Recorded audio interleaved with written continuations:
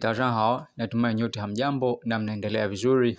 Tukiwa kwenye awali kabisa ya jifunze sentences ya Kichina.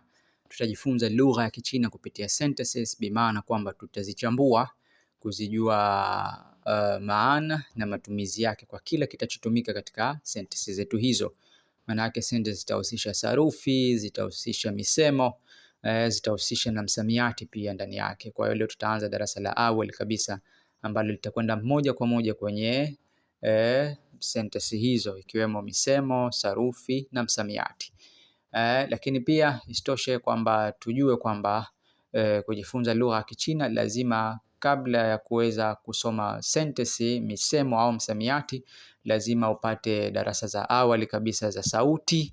Sawa, upate darasa la mabadiliko ya sauti na ujifunze utamkwaji wa pinyini pia.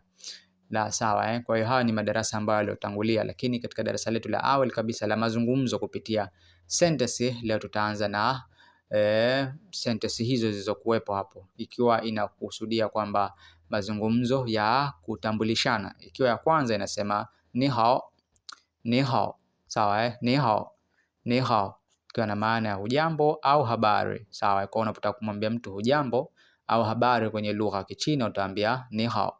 Sawa, kwenye kujibu utamjibu hivyo ni hao, ni hao. Sawa, ya pili inasema ni hao ikiwa kama ni jibu, kama nilivyotangulia kusema. Kwa hiyo utasema kama ni majibu kwa mtu akikusalimia ni hao. Sawa, kwenye lugha ya Kichina na utamwambia ni hao.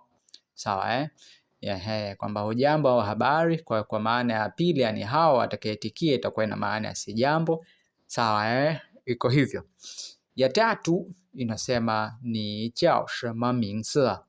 Ni jiao shema mingzi.